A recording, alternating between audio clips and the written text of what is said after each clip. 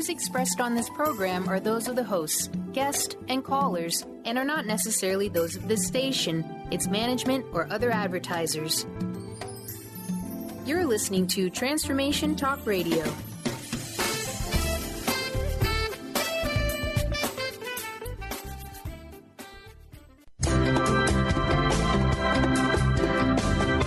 Voices of Women is a talk radio show that gives voice to the personal stories of women. It will inspire women and enlighten men to follow their dreams and create positive changes in their lives. Whether the audience listens to best-selling authors or a layperson like themselves, they'll realize there are others with similar experiences and feelings to their own. This show will give women tools they can use every day, which will empower them to step out of their boxes and create the changes they desire in their life. Kris inspires women to find their voices, speak up, and become leaders of their own life. Everyone has their gifts to share with the world, and it's time for women to work together to bring honor and respect to the feminine voice, which is within all people, men and women. Topics include personal growth, spirituality, creativity, leadership, and divine feminine. Now here's your host, Kris Steinnes. Welcome to Voices of Women. I'm Kris Steinnes. And today I have a special interview. I'm very excited. It's an acquaintance I've known for many years through Woman of Wisdom, Sonya Lea, excuse me, who's written an amazing memoir of her journey with her husband, who had a rare appendix cancer and experienced the aftermath of brain injury from the surgery. They've been married 23 years when this brain injury resulted in his not remembering who he was. In their book, Wondering Who You Are, she takes you through their journey of discovery, who they would become when there's no past relationship to build from. Woven into the story is their pre-cancer story, showing us the before and after and the depth of their relationship. So I read this book in 2 sittings. It would have been one, but it was just got too late at night. So it's a very honest and intimate portrayal of a relationship, of grief, love, sexuality, and self-examination of who you are in the world. One that most people probably wouldn't be able to write with so much candor, except Sonya, a gifted writer who's courageous and bold to do this. Gutsy, I'd say. It's a book not only about survival of cancer, brain injury, and marriage, but about what is the nature of personality and how to be courageous in the face of trauma. Sonya's been awarded an International Memoir Prize for the story, also won an Artist Trust Award. In July, her memoir was named a top 10 book by the BBC, received a starred review by Booklist, and was a book of the week at Word Bookstores. Her websites are, you can find out everything about her book at wonderingwhoyouare.com. So welcome, Sonya. Thank you so much for having me, Kris. It's great to be here with you. Yeah. Well, tell us a little bit. You know, one thing I'm curious about is why you wrote the memoir, why it's an important story to tell. Excuse me. Well, initially, I wrote the memoir because I had to. It was kind of a method of survival, of understanding the trauma, of making meaning from it, and really just trying to sleuth my way through the details that were happening with Richard at that time. But after a while, after I had many drafts of it down and got some distance from it, I realized that I was also writing it for other caregivers, other cancer survivors, other survivors of TBI, people who might not be able to say what they needed to say about their experiences, but which, you know, since I put my essays out into the world ongoingly, that I was starting to hear from and hear things that they couldn't quite be candid about. So I was really lucky because the nature of Richard's brain injury, which we'll talk about soon, but according to the nature of his brain injury, he didn't really have a lot of the same desire for proprietary, private ways of being in the world any longer. He felt like he didn't have any reputation to manage, he said. And so I was able to write those things that I felt more strongly about without really editing myself or letting my critic get too active. Yeah, that's amazing, because I think for most people that critic would go, how could I write this? Yeah, exactly. Exactly. And, it is what I teach, too. I have a chance, now that I've written the book, to teach trauma survivors writing, and I also teach veterans, women veterans, and service members writing. And many of those veterans have had both combat trauma and military sexual trauma. And it's a way to really help them know that one can be vulnerable with one story and still survive it. That certainly there are consequences for being intimate to larger groups of people, but that compared to the other options sometimes, which is holding a secret or holding the trauma to oneself, it's remarkably healing to do through the narrative, to do through understanding how to tell one's story. Oh, I really believe that. And holding it to yourself just holds off you in that guilt and shame and whatever feelings that you have.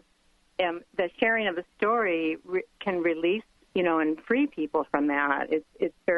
I find it very liberating to be sharing your story. Thank you. Thank you. Tell us a little bit about the collaboration, because it wasn't, your name's on the book, but it really was written by the two of you. Right. So Richard had this rare cancer called pseudomyxoma peritoni, and he had two different surgeries for it. The first was in the year 2000, and the second was in the year 2003. And it was the second surgery that was the kind of wake-up call for his life. He knew that he was going to have this extraordinary surgery. He knew that he was going to need the heated intraperitoneal chemotherapy, sometimes called HIPEC, for that, in order to survive, to live a lot of years. And so he chose that, and I supported him in choosing that. But in the process, he had something called an anoxic insult, and that is when one loses oxygen during blood loss following a surgical treatment, is when it happened to him when he was in ICU.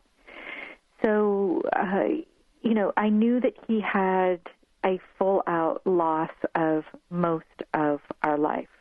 He couldn't remember, for example, his childhood. He couldn't remember the day we got married, the days of our children's birth. He actually, in the hospital, couldn't source what he did for a career or where we lived.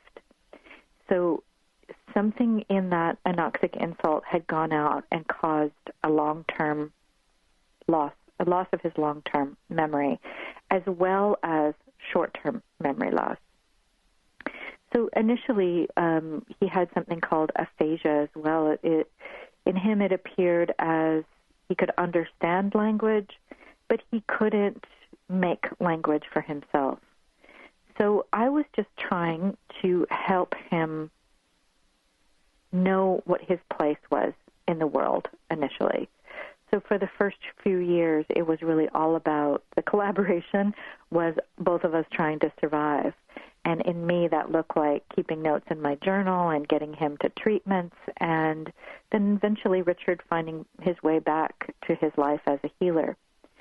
But after that time, after I knew that I was going to write a book, which was some years into it, I didn't ever make the assumption that Richard didn't know things that I might not know. So we would sit together, usually on a Saturday morning, and we would take a writing prompt, and he would go off to his man cave and write, his answer to whatever that question was. And then we'd get back together and read it to each other, and usually just have, these big tears because we were seeing things in this way for the first time.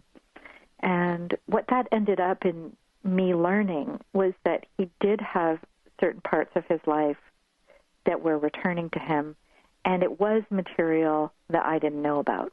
So, for example, when I asked him, what's the first memory that you have in the hospital? It was 2 weeks into the hospital stay. He's walking down the hall with the IV pole, and he looks down and sees me. Now, had I not entered into that kind of conversation with him around the writing of the book, he really wouldn't have, I wouldn't have known those things, and he wouldn't have had a chance to be in it. So I am the narrator of the book. My name is on the cover of it, but his dialogue and his story and all of those things are a huge part of what the book is about. Yes, and it's great to have those two perspectives. Like, and our memories are so funny because, like my husband and I traveled around the world, and he'll tell stories, and I have to go, did that happen? Yes. We all remember different things, and I have to go back in my memory and go, oh, okay, yeah, and I'll remember things that he doesn't remember. So that's even normal in our brain function. Well, how? Because you talked about this, what was your experience being at the hospital and seeing your husband when he comes out of surgery, or wakes up from that, to not know you? Well, there was a great deal of confusion at that time, as you can imagine. And, one of the things that caused a problem is that we didn't know until it came time very close to leaving the hospital that anyone thought that he had an anoxic insult. So he was sitting in bed. His eyes were really wide. He had 13 tubes running in and out of his body. The first few days, he's just trying to survive. It's such an extensive surgery. I mean, it cuts you from heart to pubis, opens up your whole body. It's a mucus-producing kind of cancer, so you have to get every single one of your organs scraped, and then it puts this heated chemotherapy into the body cavity. It's the standard of care for this kind of cancer, and it's pretty much the only way that people can survive. It's the only curative form of the cancer. Well, and we're gonna take a break right now. We'll come back to your story. This is Kris Steinnes on Voices of Women, and we'll come back and talk more with Sonya Lea.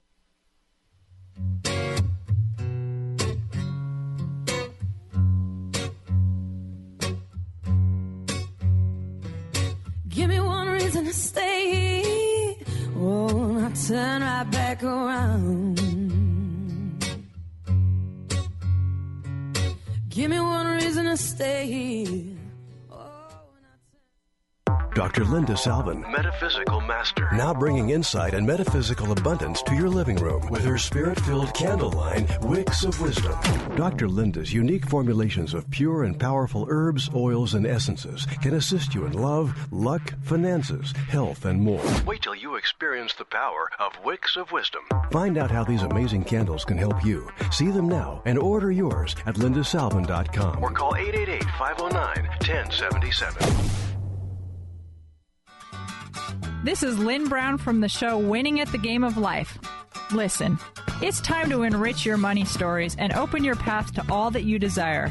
We all have limiting beliefs which we accumulate from our life experiences, ancestors, and past lives. These beliefs block our ability to receive the unlimited flow of abundance that the universe is constantly offering to us. Why are we so emotionally caught up on the word money? It's only one of the many forms of abundance. I'm excited to uncover your unique stories and limiting beliefs around money and abundance, as well as give you tools to release them from your space. It's time to invest in yourself. You deserve everything you ever imagined and more. Call me to schedule a reading at 844 letter B Intuit or letter R letter U Intuit.com. Lynn was very accurate, and she was so clear in explaining everything to me. I highly recommend Lynn to all of you. Tired of traditional talk? People pontificating about this or that, the left or the right. Sometimes the truth is just all lost in the noise. Tune in each week to Straight Talk with Chuck Gallagher on TransformationTalkRadio.com. Mondays at 2 p.m. Pacific, 5 p.m. Eastern, as nationally known guests talk about what's important to you, your life, your concerns, and your success. Tune in and turn on to Straight Talk with Chuck Gallagher. Visit ChuckGallagher.com for more information. Holistic Medical Center is where you find it all. A healthy space with doctors who care, see, and listen to the whole you. Hi, this is Dr. Darvish. If you have not found an answer to your chronic symptoms, you will find answers here at Holistic Medical Center. Our doctors find the root cause of your symptoms and guide your body towards healing naturally. We transform lives from within. Visit drdarvish.com or call 425-451-0404. 'Cause I don't want to leave you lonely, but you gotta make me change my mind. Baby, I got your number, oh, and I know that you've got mine, yeah. We're back on Voices of Women. I'm Kris Steinnes, and I'm talking with Sonya Lea, author of Wondering Who You Are. So you were just sharing, Sonya, about what his surgery was like. Was there anything else you wanted to add to that? And also, I was curious how, for you to be in that position of realizing, oh, my God, my husband doesn't know who I am. Right.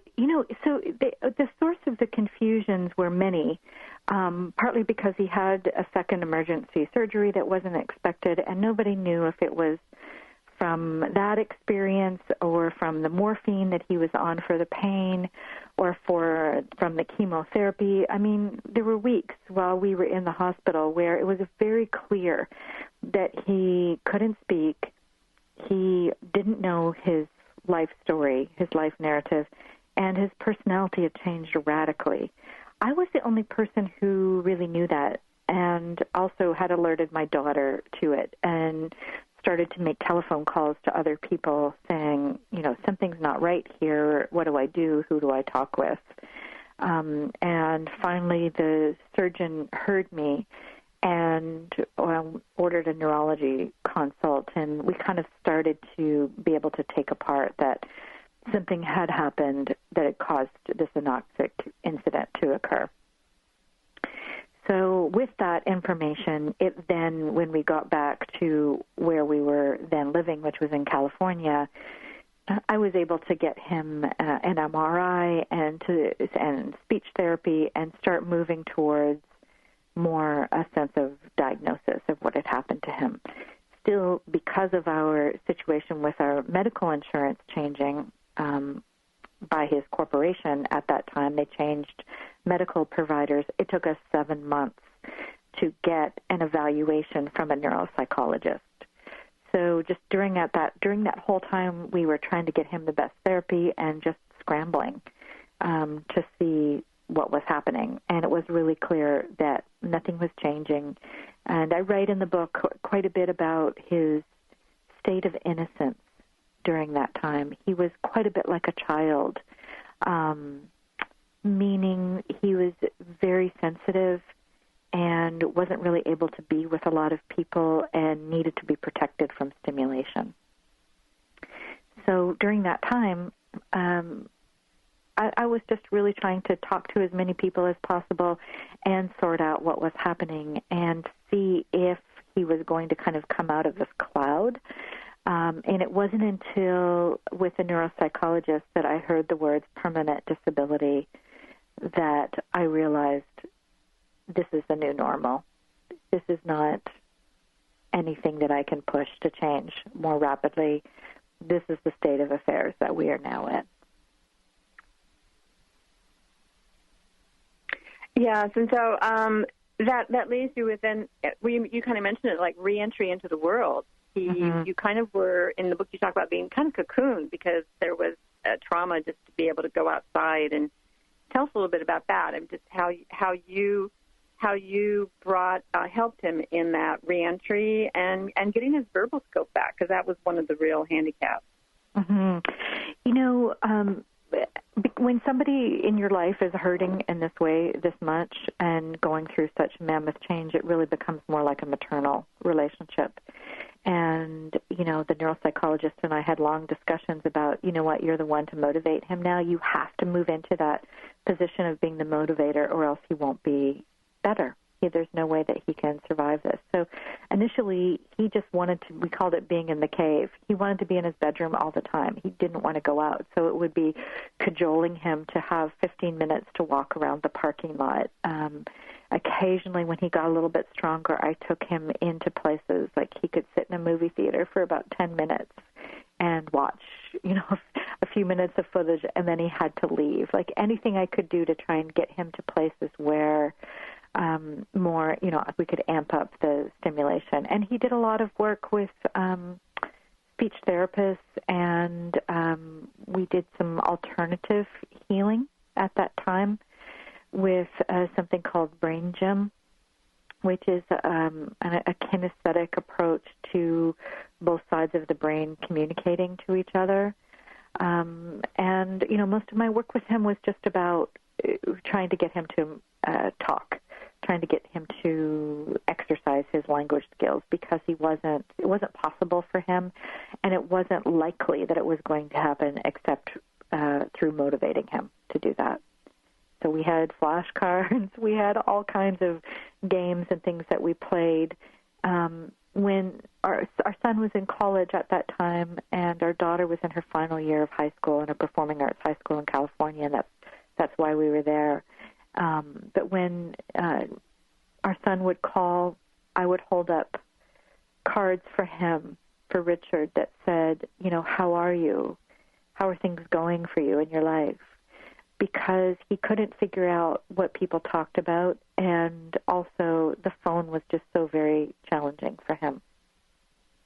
So it was a great way for him to still have connection with other people, and the kids surely needed it after a trauma like that, and nearly losing their father. But Richard also had to have all of these what's called accommodation strategies, which are containers to hold ways that he could strategize to re-enter the world. Well, just so we get an idea, because it's 12. It's about 12 years now. How is he now? How is his verbal skills now? We want to have some hope here, for people that there's hope for change. Yeah, one of the things that we did that was really interesting and is written into the book. We did all of the medical things that we're required to do, but we also did a lot of travel and adventure. And what I noticed is that after these trips, when he had to negotiate a different language or a different culture or a different set of spatial skills, like driving in a foreign country, something would come back. His language skills improved quite rapidly enough that by the third year after the brain injury, he could take a job where they didn't know that he had a brain injury. So he so adamantly wanted to return to his career as a physical therapist. And one of the ways that he did that is that he studied his anatomy and physiology textbooks, but that was just going in his head and going back out. He couldn't really hold on to a lot of that information. He moved from being verbal to being kinesthetic. So as soon as he got his hands on people again, his hands could help him hold the information. So he did make it back to his career as a physical therapist, and then by the third year, he re-entered that career without anyone knowing that he had a brain injury. So he's doing quite well now, although his personality was very verbal, magnetic, charismatic, extroverted before, and now it's much more quiet, introverted, drawn to more peaceful activities like reading and being in nature. He still works with a full patient load, and most of his patients don't even know that he's a cancer survivor or a brain injury survivor. And that's because he's done so well with being able to, first of all, put their needs first, because he has this really deep desire to serve others. But secondly, he has a container to hold that information with through strategies that he uses for work. So while that's relatively easy to do when things and relationships are inside a container, things that aren't in that container, like asking me for a date or remembering this story that I told him a week ago, or remembering to call one of his children. He's not naturally drawn to the spontaneous kinds of activities that we do to stay connected to people. So we've had to figure out ways to work with those too, which has been one of the interesting sides of it for me, Yeah, and it's amazing that he, and you talk about that he brought back his skill of physical therapy and kinesiology, it's like, the body remembers. His brain couldn't remember, but his hands knew. Yes. Yeah, absolutely. And there really is something to that. We would have volunteers who would just show up at our tiny little apartment that we were living in, and he would put his hands on them and they go directly to where they were hurting and know how to deal with that. I think in many ways he's a better physical therapist post-brain injury than what he was before. First of all, because he knows pain and suffering, and he knows he's had the humility of going through a huge experience like that, and I think that deeply connects him with people who are in these big transitions in his life. But also, I think there is something about working with your hands and being a kinesthetic person. It's just been amplified for him. Yes, and it's wonderful because it's brought him back to, and it's really kudos to him for, he really persisted. You could tell in the book, he really persisted to get back to work, to reclaim his profession as a physical therapist. He wasn't going to dwell in his in the brain injury and his lack of being able to do things. He really pushed forward. Yes, he was stubborn. He was very stubborn, and I'm so happy for that persistence. Yes, that's great. Well, there's so much more we can talk about, and I want to get into your role, and you're wondering who you are. There's two sides of the story. So this is Kris Steinnes. You're listening to Voices of Women. We'll come back and talk more with Sonya Lea.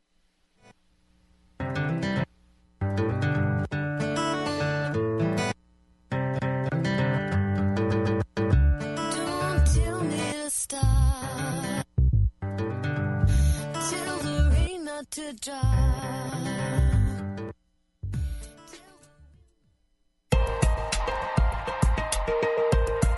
Enlightening, humorous, and compassionate. Listen live to The Kelly Ballard Show, insight and inspiration from the great beyond. Kelly is a fourth-generation medium and intuitive who covers topics ranging from grief, spirit guides, and listening to your intuition. Kelly can help you get answers and guidance from the other side with a little bit of humor and a lot of healing. Tune in to The Kelly Ballard Show, Thursdays at 1 p.m. Pacific Time here on TransformationTalkRadio.com.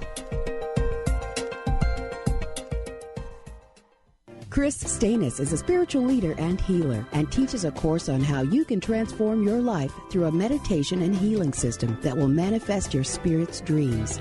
She manifested the Women of Wisdom Conference, the Women of Wisdom book, and this radio show. And she can show you how to change your life too. Are you ready? Visit the website and contact her at voicesofwomentoday.com. That's voicesofwomentoday.com. What does a Dentist of the Year get? A little plaque. Welcome to Smile Big, where we offer cosmetic, restorative, and preventative dentistry. Dr. James Rosenwald and Dr. Susan Abdenor work hard every day for their clients to be happy to smile with the latest equipment for complete smile restoration for anyone. The sooner you call, the sooner they can help. Call 425-454-4040 or email scheduling@smilebig.com. You can even visit our website at smilebig.com. Tune in to Sheer Alchemy with Leslie Fontaine on TransformationTalkRadio.com and get ready to stir up your passions, identify your blocks, and shift into an entirely new existence. Leslie Fontaine is a transformation catalyst and clairvoyant who uses her intuitive and energetic gifts to catapult listeners into living the life they were born to live. Whether it's shifting from scarcity to abundance, from emotional pain into joy, or from illness into health, Leslie will help you step into the true essence and power of all that you are with the help of the Ascended Masters and Archangels. You will not be the same. Visit TransformationTalkRadio.com for show dates and times and LeslieFontaine.com to say yes to explosive abundance.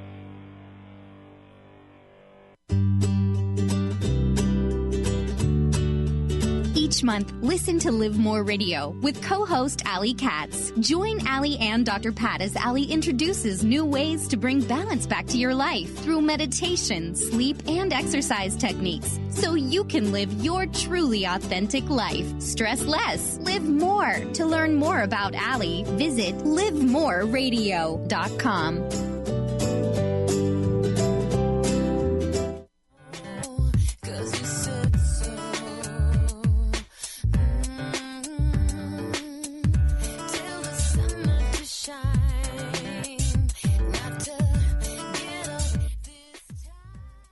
Welcome back to Voices of Women. I'm Kris Steinnes, and I've been talking with Sonya Lea. She's the author of Wondering Who You Are. Hey, Sonya, can you give your contact information, your websites where people can read about you and find your book and all that? Sure. They can find me at www.wonderingwhoyouare.com, all one word. And, if people want to sign up for the newsletter, they can just scroll to the bottom of that page. But I'm always posting, links there. There's a beautiful reader's guide that's part of the book that book clubs might want to know about. And there's also, I teach for service members and veterans, but also at Hugo House and online. So if people are interested in finding out about the kinds of things that I'm teaching, I'm happy to talk with them about that too. And then they can just send me, there's a contact form there too. So if people have questions, I'm available for readers at that website. And also I'm on Goodreads, and people can post questions to me in the Goodreads community if they happen to love that kind of thing. Great.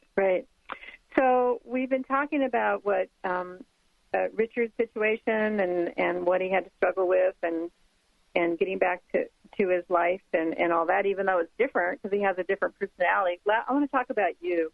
There was a lot of pressure. You had a lot of pressure to hold things together. As you said, you were the caregiver and coping with that on a daily basis and the stress of that. And how did you cope with going through all those feelings of, here you lived with someone for 23 years and you come back and it's a totally different person? Yeah, I really thought that I was a feminist before this. I mean, I really thought I'm empowered. I'm doing all of this. I'm taking charge in my life. But there's nothing like getting all the responsibility thrust at you really overnight for you to see. I saw all the areas that had been in the shadow, all the ways that I really had been hiding out and not stepping fully into who I am. And this gave me the opportunity to look that square in the face.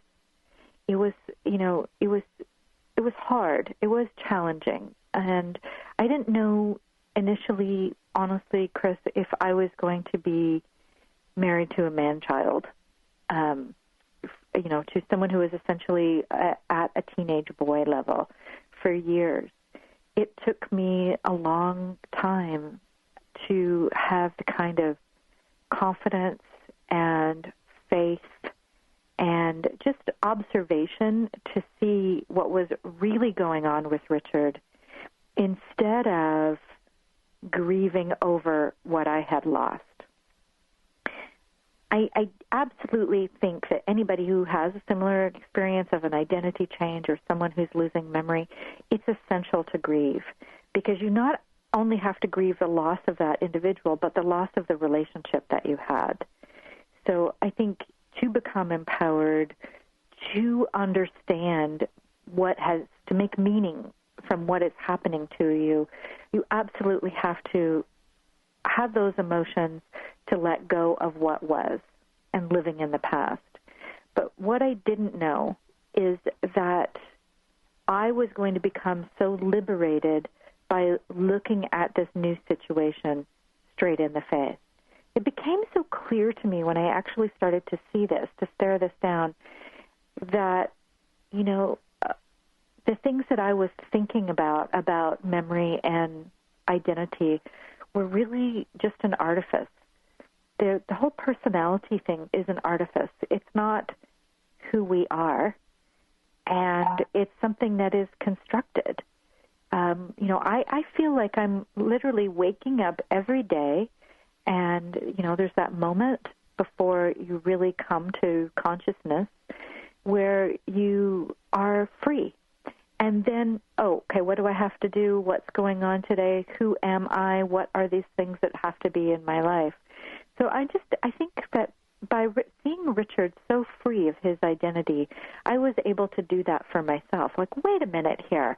I've just been living out this, I need to be this kind of person. But what if I'm actually free to want what I want? What do I want? What do I care about? Can I let go enough of this narrative of who I think I am in order to see what comes in, just to see what naturally arises of its own accord. And it became this really beautiful way to live. And I think, it's, first of all, I just want to say, it's not boom overnight. Like, it starts with maybe an hour where you can spend an hour trying to figure out what it is that you want. Oh, do I want, a salad or macaroni and cheese for lunch? It's just really simple, ordinary things. But then it eventually started to expand throughout my whole life, and I began to see what had gone on for Richard in a completely different context because I was having a different experience with my own narrative, with my own stories that I had carried around. And it felt really, if I think of the word enlightening as a lightened version, like not holding on so tight to this shell, that's what it felt like to me. Yeah, there's something that when I'm listening to you talk about this, very freeing, and we are very much caught in what we've created as our identity, and it really, that inward journey. Well, who am I really versus my story? We all kind of cling to our stories, don't we? Right, and the past and memory can really begin to hold us fast to those notions of ourselves too, and I think that's why trauma work is really important, and that's why grief is really important, and understanding that working through it, kind of going straight through it rather than all these ways that we distract ourselves and going around it, liberates one faster than not doing those things, not articulating those things. But Richard is, because he has short-term memory loss, there's a relative ease that goes along with that. So in other words, he may remember things and he might not remember them, but he's not waking up with guilt or shame about that. That was the extraordinary thing for me, that I was holding these standards for myself instead of really surrendering to who I am now. He is a dude who lives in the eternal now, and I saw that there was absolutely no pressure going on for him because he was doing that. And I can't turn my mind off in the same way that whatever happened to him, I can call it on one level a physiological brain injury did occur, but on another level, something quite extraordinary happened there, and I don't know what to call that. Sometimes I just call that a mind change. But in any case, he had that huge event, and it's just naturally the way that he is. I can't turn off my tormenting brain that likes me to have, sequential narrative or, feels that there's, we do this with both the past and the future, right? So it's like the perfect way that we project onto the future of who we want to be. So it's constantly pulling us away from what's happening in the moment. And it's not necessary. I know it certainly is not necessary to love, because I feel more love and generosity coming from that man than at any other point in my life. And that was one of the huge wake-ups for me. Like, wait a minute. He doesn't have to hold on to my story or any of the ways that we have been relating to each other in order to be this kind and generous to me. So why am I thinking that that's all a required part of what a relationship is? So there was moment after moment after moment of releasing who I think I am. And then also the same for our family unit, whereby the children, adult children, now needing to form different relationships with their father. And we started kind of jokingly calling it one brain injury after another, because by really accepting and going through the changes with ourselves that his mind change caused, then we were able to be like, oh, what can we be freed up to be here in our own lives? So it's a strange thing, Kris, for a storyteller to be married to a man who doesn't hold on to the story. Oh yeah, but I love it. It's the whole it's a literal lesson of living in the present. He is so in the present, and so when you were talking, I even had the sense of it allows you to forgive because he's not feeling guilt or shame or blame towards you either, and so there's a place for constant forgiveness because there's nothing to hold on to. Right. I love it that he says he has no image to protect and no reputation protect. And so that's one of the reasons it made it so easy for you to write this book, to put it out there. He had no qualms about what you were writing about. No, and it's an interesting thing to pose, right? Like, a lot of people will say to me, I'm writing an essay about this now, about the art of candor, because a lot of people in reading the book will say, oh, my God, you're so honest, or you went so out there. But then it makes me ask, why don't we do that? You know, what is it that we're so inhibited by? Are we really that afraid of being judged that we can't say who we are or what's happening for us or what has happened for us in the past? You know, it really poses these different kinds of questions to me because he doesn't have a reputation to manage. It allows me to ask, well, why are you trying to circle around these issues instead of saying what's really true for me? And now, with that, as a writer and a writing teacher, I also believe in keeping things private. So I'm not saying everything belongs to the public, but there is this possibility for being intimate in public that I think can address some of the violence, particularly in North America and in the United States. Because well, that's a fascinating time. We're going to have to take a break now, but I love that, and we'll come back and talk more about that. Sure. Kris Steinnes, Voices of Women. We'll be right back. If you ever find yourself stuck in the middle of the sea, I'll sail the world to find you. Can you keep your lifestyle in retirement? It's a question people often wonder about. Ask Ameriprise financial advisor Jeff Packman about the new Confident Retirement Approach. You and Jeff can break down retirement planning step by step to get the real answers you need. Call Jeff Packman, financial advisor, today at 425-453-0272. Office is located at 601 108th Avenue Northeast, Suite 1800, Bellevue, Washington, 98004. The Confident Retirement Approach is not a guarantee of future financial results. Investment and advisory products and services are made available through Ameriprise Financial Services Incorporated, a registered investment advisor. Ameriprise Financial Services Incorporated, member FINRA and SIPC. You got attitude? Keys to the rescue. Adjust your attitude with Keys Clear Protein Waters. So refreshing. Just a few sips of Keys will give you a whole new outlook, thanks to 22 grams of the happiest protein on earth. Tongue-tingling tasty without the guilt of naughty or nasty ingredients. If that doesn't put a smile on your face, maybe you need to drink too. Put a little woohoo in your attitude with Keys Protein Water. On Amazon or at Keys, Kees, please.com.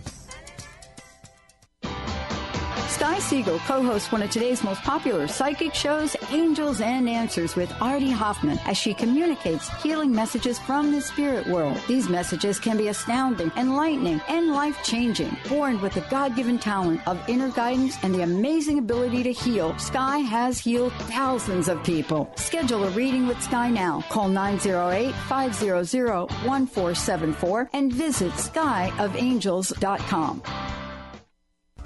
Called the Oprah of radio by her listeners. Award-winning host Dr. Pat Baccili is blowing the doors off of traditional talk radio. Get ready for an energizing delivery and powerful interviews with leaders in the field of human potential. Dr. Pat's fresh, new perspective on living life full out has catapulted her show to the top of talk radio. Tune in and Dr. Pat will help you thrive instead of merely survive. Visit thedrpatshow.com. That's THEDRPatShow.com for listening times in your area. Hi, I'm Leslie Fontaine with Sheer Alchemy on Transformation Talk Radio, and here's your tip of the day. What happens after we shift? An energetic shift can be disconcerting. When you shift from the known to the unknown, you literally are going into unknown territory without the former rules and constraints that held you in check. You feel happiness and joy, but you're nervous about not knowing what's next. Even happiness can be unfamiliar. You just don't have the guardrails. No one's telling you. It's dangerous. Stop. You'll get hurt. Plunge in. Leap. Taste it. Listen to your intuitive guidance. Let yourself step beyond the boundaries that you've known and challenge yourself to listen to your intuitive guidance, to your higher self, and learn what you were placed here to do. I'm Leslie Fontaine. Visit me at lesliefontaine.com. or call 678-665-3366.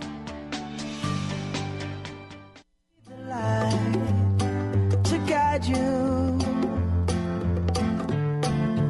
find out what we're made of when we are called to help our friends. I'm Kris Steinnes. I'm talking with Sonya Lea.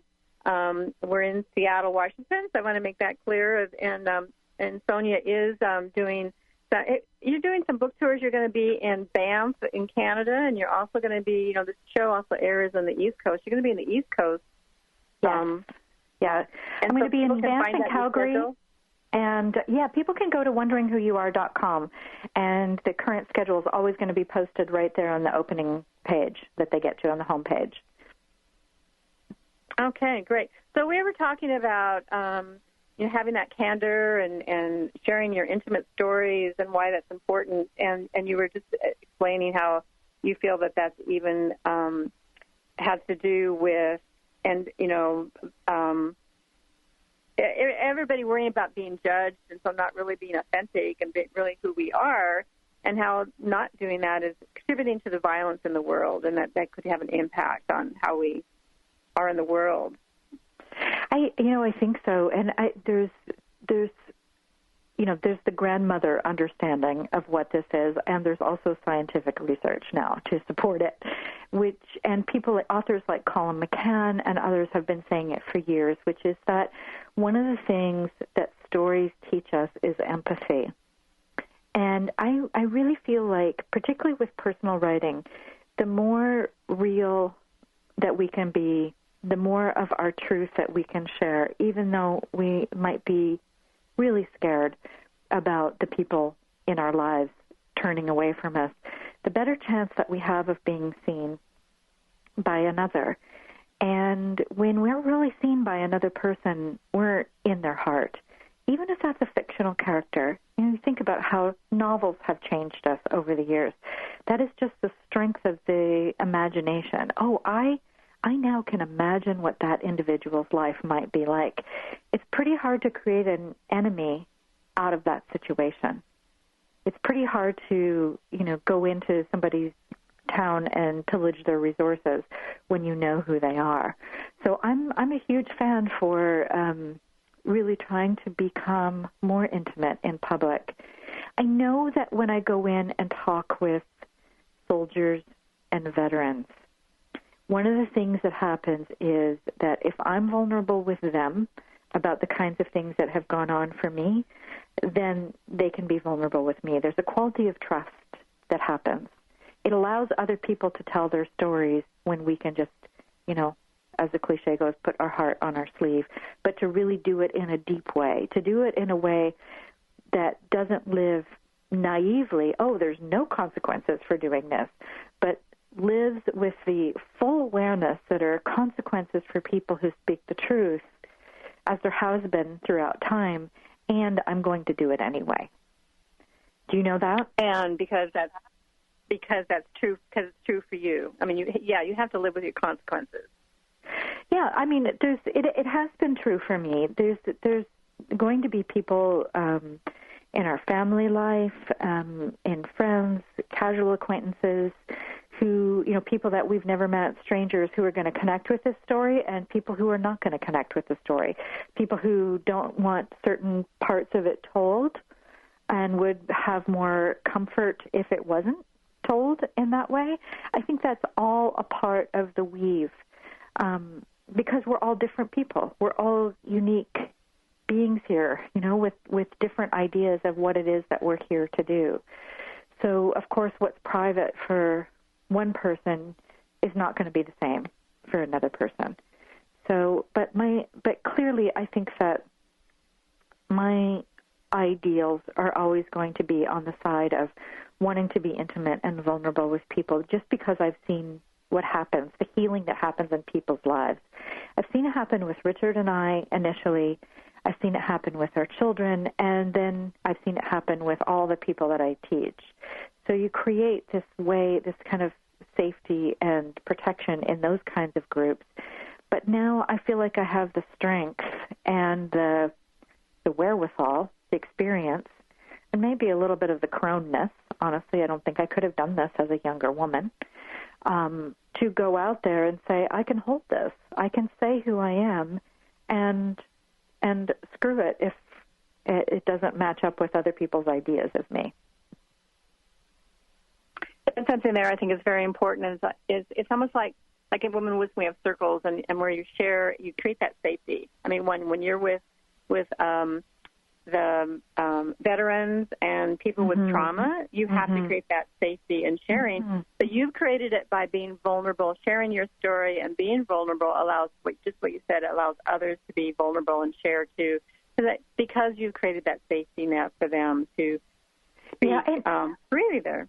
Yeah, and the other thing too, Kris, is that I did it in service to an idea, which is that if you're a woman, particularly if you're a woman caregiver, you're only really given a couple of options. And that is you can be a martyr and you can give up all of your needs and live for whoever it is that you're taking care of, or you can walk away from the situation. The ideal that there is somebody who wants to have a big, wild adventure with a person that they're, humbly taking care of isn't really talked about. And also, because Richard lost his sexual history, there's a fair bit of our intimate life that is in the book. And it was important for me to include that because, first of all, we're in a marriage, and that's a huge part of what marriage is all about. But also because intimacy really needs to be talked about in terms of the truth of one's life. And so I really felt like it was an opportunity to bring all of this together in one story. Yes, and you've done that so beautifully. And so bringing that back to Richard and your marriage and all that, you had to fall in love with a new person. Yes. Yes, and, the thing about that is that people think that the door would close on grief. I thought that. The door will close on the grief one day, and then I will be in love with the new man. But it wasn't really like that. It was like the circling around the grief ongoingly for years. And then there was kind of a big breath in there while I waited around to see if I was going to fall in love with the new man. One of the things that I could not do is write the book while I was dating and flirting and in that engagement stage with the new man, because it was dredging up so much for me that it was just being in constant pain from the writing. So I put it aside for, I think it was about 9 months to a year, while we were really engaged with each other and trying to figure out who each other was. And then when I really felt like we had a strong bond as a couple again, then I went to writing the book. And I think that was the only way that I could do it, both save my marriage and write this story. Yes, and I think I've read somewhere that so many people in these situations they don't make it in their marriages. It's such a stress of having such a personality change and being able to deal with that. And so, what do you think in you how you were able to do that? There's some strength in you that. The persistency, the tenacity to stick with it. What do you people use the word in relationship to the story of devotion, and inside myself, I don't think of it as devotion because what it really was curiosity. I was so fascinated with how he thought, who he was, the way he behaved. It was so strange to me that I just was absolutely curious about who this man was, and I needed to hang out and see what was going to happen. And that's, and I love that because that's it's something that I teach in circle leadership, or when you have conflict, is to come with curiosity. Well, it was great to talk with you today, Sonya. Thanks for making the time for me. Yeah, and so everybody, you can check out our website, wonderingwhoyouare.com. There's also a Facebook page with the same name. Yeah. So this is Kris Steinnes, and I'm the founder of Women of Wisdom Foundation, and I want to be sure everybody knows we still have a call for presenters at the 21st Annual Women of Wisdom Conference. Our deadline is August 1st, but we do give extensions because we know it's summertime. If you need an extension, email us at WOW, at womenofwisdom.org. You You've been listening to Voices of Women with Kris Steinnes. Tune in each Friday at 1 p.m. Pacific Time, 4 p.m. Eastern Time for Voices of Women Today, radio with Kris Steinnes.